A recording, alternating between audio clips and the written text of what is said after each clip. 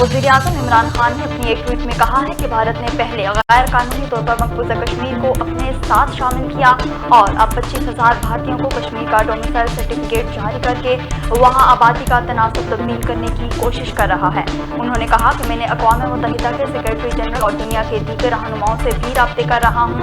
بھارتی اقدامات غیر قانونی ہیں اور جنوبی ایشیا کے امن و سلامتی کے لیے خطرہ ہیں۔ وزیر خارجہ محمود شاہ محمود قریشی نے کہا کہ کچھ قوتیں پاکستان میں استحکام نہیں دیکھنا چاہتی۔ جب بھی پاکستان استحکام کی جانب بڑھتا ہے تو یہ قوتیں رخنہ اندازی کرتی ہیں۔ جب کشمیر کے مسئلے کو اٹھاتے ہیں، معیشت کو آگے بڑھانے لگتے ہیں تو یہ قوتیں عدم استحکام کے لیے حرکت میں آ جاتی ہیں۔ سی پیک پر انگلیاں اٹھائی جاتی ہیں۔ الحمدللہ دہشت گردی کے خلاف پوری قوم اپنے مسلح افواج اور قانون نافذ کرنے والے اداروں کے ساتھ ہے۔ نیب کا رینجر پاور کرپشن کیس کا فیصلہ چیلنج کرنے کا اعلان۔ نیب حکام کا کہنا ہے کہ راجہ پرویز اشرف سمیت تمام ملزمان کی بریت کو چیلنج کریں گے۔ راجہ پرویز اشرف سمیت دنیا ملزمان کے خلاف شواہد موجود ہیں۔ ملزمان کی بریت کا حکم کالعدم قرار دیا جائے۔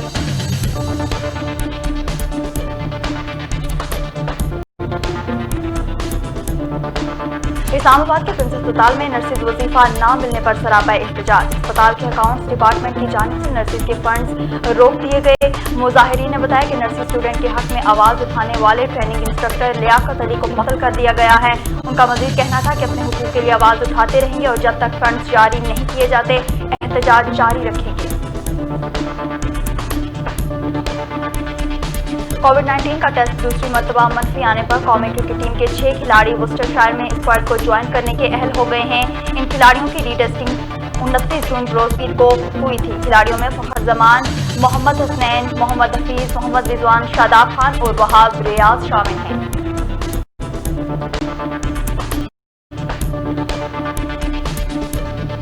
وزیر اعظم عمران خان نے کابینہ اجلاس منسوخ کرنے کی منظوری دے دی۔ وفاقی کابینہ کے اجلاس کی منسوخی سے متعلق ارکان کو آگاہ کر دیا گیا۔ قومی اسمبلی اجلاس کی وجہ سے وفاقی کابینہ کا اجلاس منسوخ کیا گیا۔ کابینہ اجلاس کی نئی تاریخ سے متعلق ارکان کو تاحال نہیں بتایا گیا۔ کابینہ اجلاس کا آج 12 نکاتی ایجنڈا جاری کیا گیا تھا۔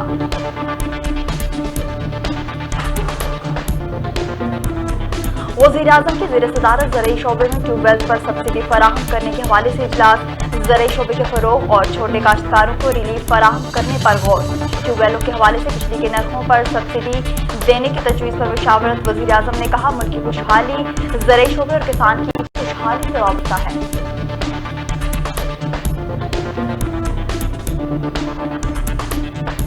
پی آئی اے نے اپنے اندرون ملک جانے والی تمام پروازوں کے کرائے میں کمی کا اعلان کر دیا۔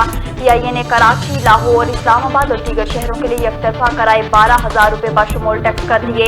اندرون ملک جانے والی پروازوں پر کم از کم یک طرفہ کرایہ 12,000 روپے ہوگا۔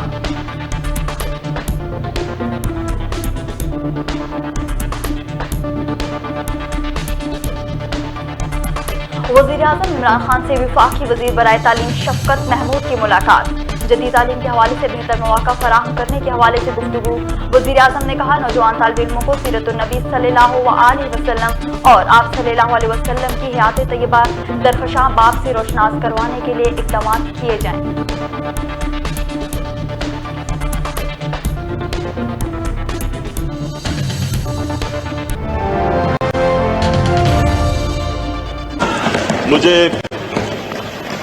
مجھے چیف ویب عامر ڈوگر نے باقاعدہ پوری انفارمیشن دی کہ کس طرح ہماری خواتین نے ساری اسمبلی میں انہوں نے گین کتنا کیا، پہلے سال سے زیادہ انہوں نے سیکھا، ان کی جس طرح کی پرفارمنس رہی اسمبلی میں اور جو امپرومنٹس آئیں، تو میں اس لیے ان کو خاص طور پہ خراج تحسین پیش کرتا ہوں۔ میں اپنی مائنورٹیز ان کا بھی شکریہ ادا کرتا ہوں جس طرح انہوں نے پارٹیسپیٹ کیا ہمارے ساتھ۔ اسپیکر صاحب میں سب سے پہلے آج پاکستان کے ہیروز کو اکنالج کرنا چاہتا ہوں۔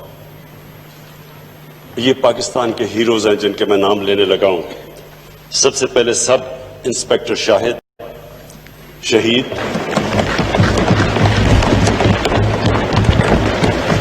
اور سٹاک ایکسچینج کے 3 سیکیورٹی گارڈز افتخار، خدا یار، حسن علی اور مجھے افسوس سے کہنا پڑتا ہے کہ حسن علی ان کی جو بہن کو پتا چلا کہ وہ شہید ہو گئے تو ان کو بھی ہارٹ اٹیک ہوا اور وہ بھی اس دنیا سے نکل گئی. تو میں ان کو آج اس لیے خراج تحسین پیش کرتا ہوں کہ یہ بہت بڑا انہوں نے قربانیاں دے کے ہماری سیکیورٹی فورسز نے مقابلہ کر کے ایک بہت بڑا سانیہ جو کہ بڑی پلاننگ سے ہمارا ہمسایہ ملک ہندوستان پاکستان کو ڈی سٹیبلائز کرنے کے لیے انہوں نے بڑا پلان بنایا ہوا تھا. یہ بہت زیادہ اسلحہ لے کے آئے تھے. ان کا صرف ایک ایم تھا کہ اسٹاک ایکسچینج کے اندر جا کے اور وہاں ان کو ہاسٹیج رکھتے. اور جو ایک دفعہ ممبئی میں بہت بڑی دہشت گردی ہوئی تھی بالکل اسی طرح کا پلان تھا کہ اسٹاک ایکسچینج میں بھی یہ وہی کرتے, اسی طرح بے قصور لوگوں کو قتل کرتے اور ایک ملک میں ایک فضا بناتے انسٹیبلٹی کی, انسرٹنٹی کی. یہ پلان ہمیں کبھی کوئی شک نہیں کہ یہ ہندوستان سے ہوا ہے. پچھلے 2 مہینے سے میری کیبنٹ جانتی ہے, میرے کیبنٹ منسٹرز کے میں نے اپنی کیبنٹ منسٹرز کو بتایا ہوا ہے کہ ہماری جتنی بھی ایجنسیز ہیں ہائی الرٹ پہ تھی. ہم نے کم از کم 4 بڑے بڑے جو اٹیمپٹس تھے دہشت گردی کے ان کو ہم نے ہماری ایجنسیز, انٹیلیجنس ایجنسیز کی وجہ سے ہم نے پہلے ان کو پری ایمپٹ کر لیا اور 2 اسلام آباد کے ارد گرد تھے. اس کی پوری ہماری تیاری تھی اور یہ میں اللہ کا بھی شکر کرتا ہوں کیونکہ جتنی بھی آپ کی تیاری ہو اس طرح کے کو پوری طرح آپ روک نہیں سکتے. ہم سب جانتے ہیں کہ دنیا کی سب سے طاقتور بھی فوج اور ایجنسیز اس طرح کے اٹیکس روک نہیں سکتی, لیکن یہ بہت بڑی ہماری جیت ہوئی ہمارے ملک کی. اور ان شہیدوں کے علاوہ جو ہماری انٹیلیجنس ایجنسیز ہیں آج میں ان کو بھی آج خراج تحسین پیش کرنا چاہتا ہوں.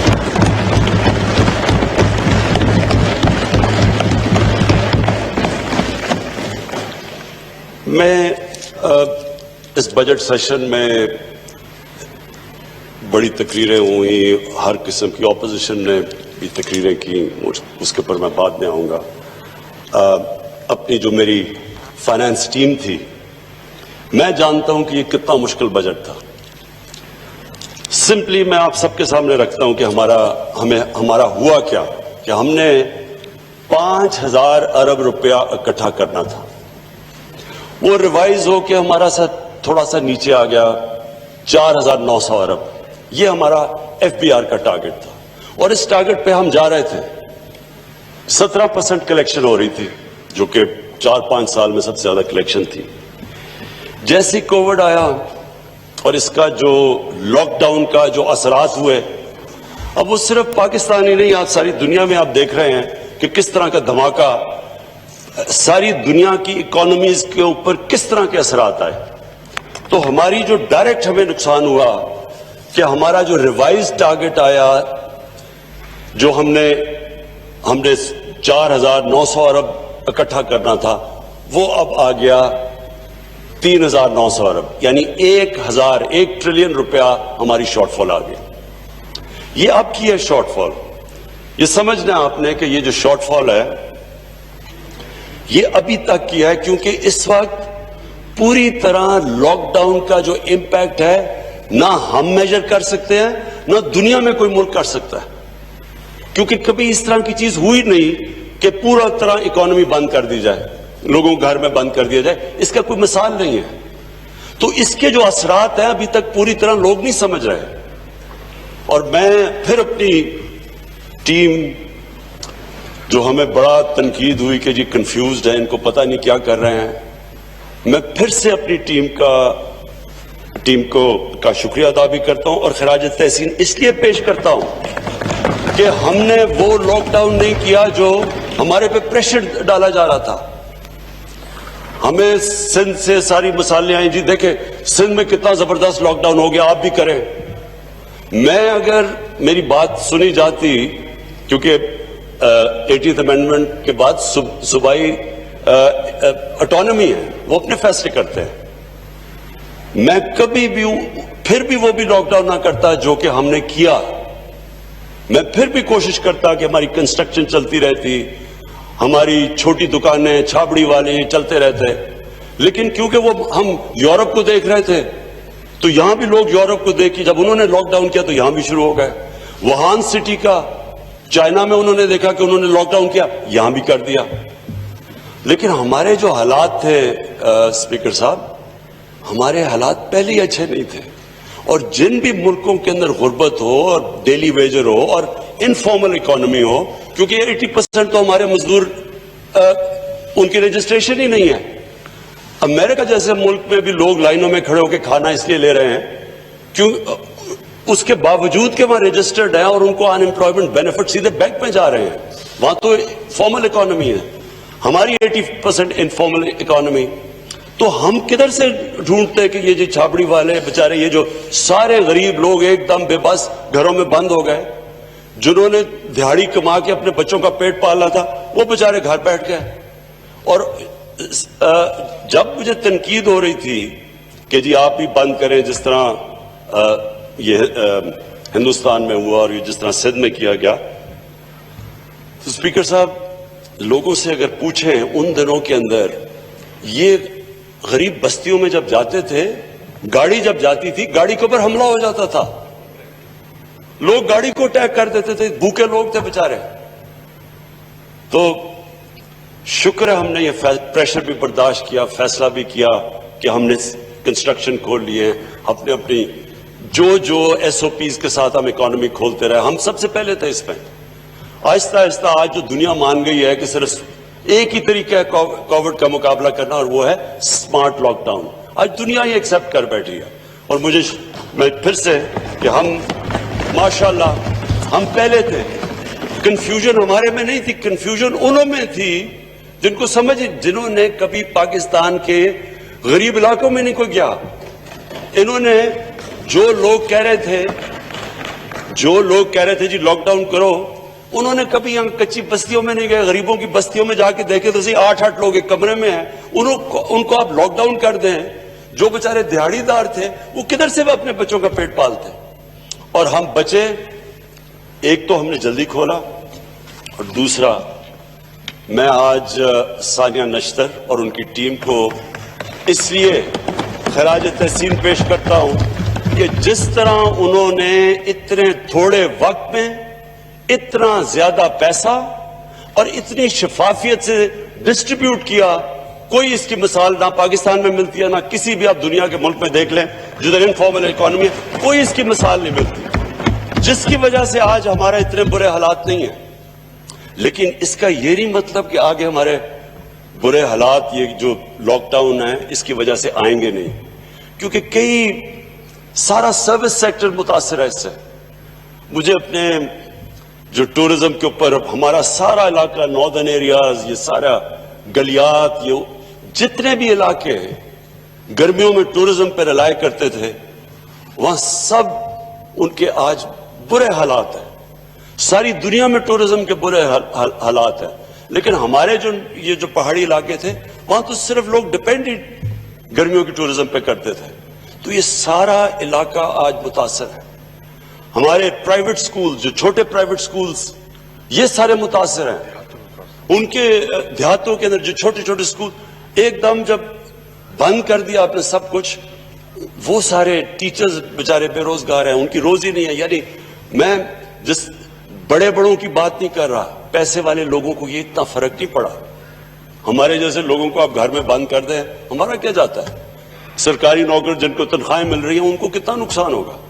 لیکن جو محنت کش لوگ بیچارے جو اپنے بچوں کا پیٹ پالتے تھے, ابھی تو وہ ایک تو اس سے بچے ہیں, لیکن ابھی بھی وہ کہتے ہیں نا not out of the woods. ابھی بھی ہم پوری طرح اپنی پارٹی میں ہم گورنمنٹ بیٹھ کے سوچ رہے ہیں کہ ہم مزید اب ان کی کیسے مدد کریں, کیونکہ 12,000 روپے وہ تو خرچ ہو گئے ہوں گے. تو اس کے لیے وہ بھی ابھی ہم پلان کریں. لیکن میں کہہ یہ رہا ہوں کہ جب آپ کے پاس وہ حالات ہو کہ 1,000 ارب روپے کی شارٹ فال آ جائے, اور پھر ایک اکانومی کے بہت بڑا علاقہ جس میں ہر سیکٹر, ریسٹورنٹس ہیں, یہ شادی گاہ ہیں, یہ سارا سروس سیکٹر متاثر, स्मॉल एंड मीडियम इंडस्ट्री जो बैकबोन होती है इकोनॉमी की, सारी दुनिया के अंदर स्मॉल और मीडियम इंडस्ट्री सबसे बड़ी इफेक्टेड है। जो छोटे छोटे कारोबार थे, अब उनके पास उनकी चीजें नहीं बिक रही, उनके कारोबार, यानी एक बहुत बड़ा इस वक्त झटका पड़ा हुआ है हमारे लोगों के ऊपर। लोग मुश्किल में हैं।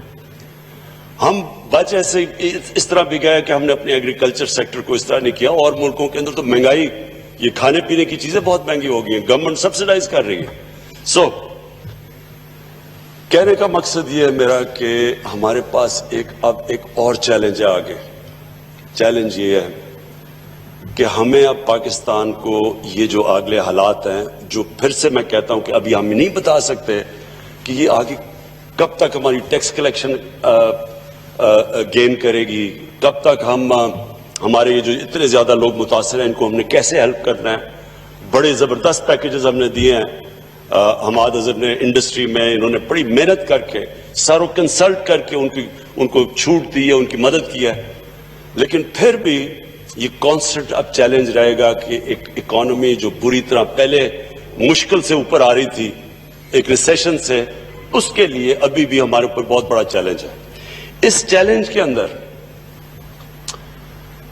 मैं एक चार्ल्स डिकेंस की सेइंग है कि it was the worst of times and it was the best of times. एक तरह तो वर्स्ट ऑफ टाइम्स है, लेकिन अगर हमने इसको बेस्ट ऑफ टाइम्स बनाना है तो वो जो हम अब प्लान कर रहे हैं वो हमें करना पड़ेगा। और वो क्या है? वो गवर्नमेंट के इदारे जो इस वक्त वो पैसा जो हमें तालीम और सेहत और साफ पानी में और गरीब किसानों के ऊपर खर्च करना चाहिए, अस्पतालों पे, वो पैसा एक बहुत बड़ा उसका गवर्नमेंट कॉर्पोरेशन, ये जो लॉस मेकिंग गवर्नमेंट कॉर्पोरेशन है, इनमें जा रहा है, जिसमें पावर सेक्टर एक सबसे बड़ा इस मुल्क के ऊपर अजाब बना हुआ है। इसमें मैं आपको ये बता दूं कि मैं फिर से ये रिपीट करता हूं कि ये पावर सेक्टर का जो सारा कर्जा, ये जो सारे कॉन्ट्रैक्ट, ये सारे हमारे से पहले किए, इनहेरिट किया हम, ये हमें मिला इन पिछली 10 सालों के अंदर। अब वो उस सेक्टर को ठीक करने के लिए टिंकरिंग विद द सिस्टम नहीं हो सकता। छोटे छोटे चेंजेस ही, इसमें बड़े ड्रास्टिक चेंजेस करने पड़ेंगे। तो मैं आज यहां आपको खड़ा होकर ये कह रहा हूं कि हम तैयार हैं अब उस ड्रास्टिक चेंजेस के लिए। जब भी आप चेंजेस करेंगे किसी सेक्टर के अंदर, जो लोग एक करप्ट निजाम से फायदा उठाते हैं, जिनको स्टेटस को कहता है, वो रेजिस्ट करेगा। लेकिन इस गवर्नमेंट की अब वो हमारे पास चॉइस नहीं रह गई कि हम जब भी हम चेंज करेंगे। मसलन पीआईए में, अब पीआईए के अंदर देखें, ये जो हुआ है, ये जो चीजें सामने आई हैं, ये वो एयरलाइन थी जो दुनिया की, हमारी जिंदगी में दुनिया की टॉप एयरलाइन थी, फख्र होता था पीआईए में जाके। तो ये ऐसे नहीं पहुंची इधर, इसके अंदर बकायदा माफियाज बैठे हुए हैं। पता नहीं सरवर खान ने आपको इस अपनी तकरीर में बताया नहीं। स्पीकर साहब, 11 सालों के अंदर 10 चीफ एग्जीक्यूटिव पीआईए के हटाए गए हैं, पीआईए के अंदर से केसेस करके उनको हटाया गया। 10 चीफ एग्जीक्यूटिव 11 सालों में। हमने जो अभी जो हमारे चेयरमैन है इस वक्त पीआईए के, 5 महीने इन्होंने केस करके उनको घर बैठा दिया जब वो फाइनली केस जीता गया। यानी मैं सिंपली बात करता हूं, कौन सा दुनिया का इदारा चल सकता है जिधर 11 सालों में 10 उनके हेड्स बदल जाएं? आपने अगर क्योंकि मेरा तजर्बा, एक क्रिकेट टीम को भी तबाह करना हो, उसके 10 कैप्टन बदल दे 11 साल में, वही बैठ जाएगी। कोई भी दुनिया में इदारा नहीं चल सकता। तो ये पूरे माफियाज बैठे हैं, और इनको मैं आज अपनी कौम के सामने कह रहा हूं कि जब तक हम अब ये रिफॉर्म नहीं करेंगे, ये पाकिस्तान की नागुज़ीर हो चुकी हैं। ये हमारे लिए अब ऑप्शन नहीं है कि फलाना स्ट्राइक कर देगा जी, वो फलाने मिलकर आपके आ जाएंगे जी, घर आ जाएंगे जी, आप मान जाए बातें। या ये मुल्क जिधर आज है, हमें ये रिफॉर्म, सारे इदारे, और मैं इदारों का बात, यानी पावर सेक्टर के अंदर जो इदारे हैं, पीआईए, रेलवेज, ये सारे लॉसेस है, स्टील मिल, स्टील मिल का 8 अरब रुपया स्टील मिल में सरप्लस पड़ा था 2008 में। ये बड़ा कारनामा है कि उसके ऊपर आज 250 अरब रुपए का कर्जा चढ़ चुका है। पिछले हम जब से बंद पड़ी है स्टील मिल, जो कि नून लीग के दौर में थी, हमने 34 अरब सिर्फ बंद स्टील मिल में सैलरीज में दे चुके हैं। 9,000 लोगों को एक बंद मिल में रखने के लिए 34 अरब रुपया। एक वो कौम जिसके पास पहले कर्जों पे हम गुजारा कर रहे हैं, पहले सूद दे रहे हैं। सूद ये है कि, ये फिर से मैं रिपीट करता हूं, हमें जब गवर्नमेंट मिली तो पहले साल जितना हमने टैक्स इकट्ठा किया 4,000 अरब, 2,000 अरब उसमें से सूद देना पड़ा जो पिछली गवर्नमेंट ने कर्जे लिए हुए थे।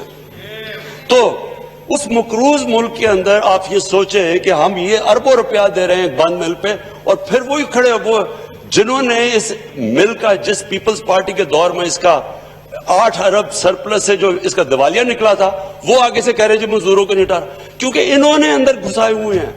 पॉलिटिकल भर्तियां करके इनको तबाह किया, पीआई को तबाह किया, इसको किया, पावर सेक्टर को किया। अब या तो हम रिफॉर्म हो, यहां मैं आज सारी अपनी कौम के सामने कह रहा हूं कि जब तक हम अब इन इदारों को ठीक नहीं करते और इनके अंदर जो माफियाज बैठे हुए उनको टेक ऑन नहीं करते, हम बजाय बेस्ट ऑफ टाइम्स अगर हमने ठीक कर दिया तो ये हमारे बेहतरीन टाइम आ जाएगा, आगे अच्छा वक्त है। अगर नहीं करते, अब ये कंपाउंड करेगा।